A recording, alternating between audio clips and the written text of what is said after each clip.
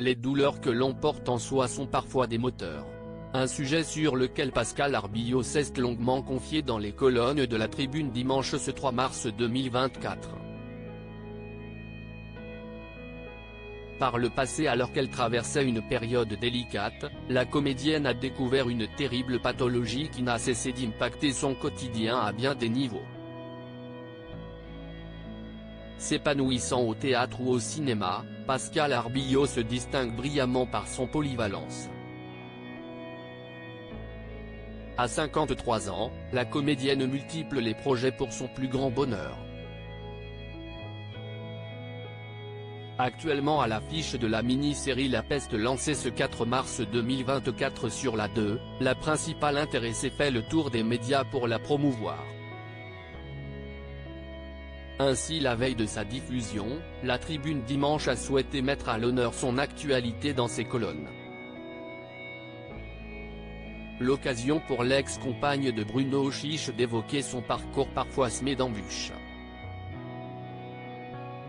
J'ai été contrainte de bosser sur moi pour surmonter quelques épreuves. Les violences psychologiques sont partout, dans n'importe quel milieu, a affirmé l'actrice qui dans sa jeunesse a été sous l'emprise d'une personne toxique. Quand on est adolescente, on ne fait pas la différence entre l'amour et le narcissique. Dorénavant, Pascal Arbillot détecte de très loin les pervers narcissiques. Ceux qui te détruisent de manière insidieuse, qui parasitent ta vie jusqu'à ce que tu développes une maladie qui te met en danger de mort, a précisé cette dernière. Cette pathologie que Pascal Arbillot pointe s'appelle l'endométriose. À l'échelle mondiale, comme l'a rapporté l'Organisation mondiale de la santé, elle touche près de 10% des femmes et des filles en âge de procréer, soit 190 millions de personnes. Si est-il lors d'une hospitalisation que le diagnostic est tombé. J'ai 18 ans quand on m'annonce que je ne pourrai pas avoir d'enfant, a expliqué la star. Jusqu'à ce jour, je n'avais jamais ressenti ce désir de maternité contrairement à certaines copines qui ne parlaient que de ça. Jusque-là, pouponner n'avait jamais été une source d'angoisse pour elle. J'ai commencé à porter en moi cette culpabilité, cette crainte d'être quitté par les hommes, parce que j'étais dans l'incapacité de concrétiser leur désir de devenir père, a reconnu Pascal Arbillot qui a toutefois pu connaître pour la première fois les joies de la maternité en 2005.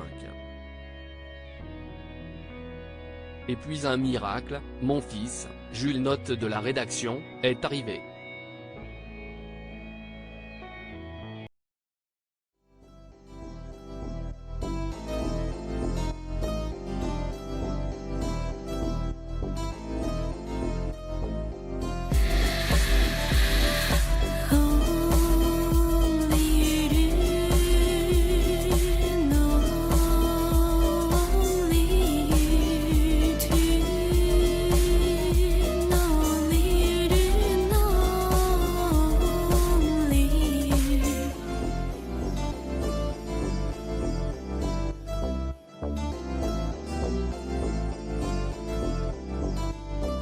To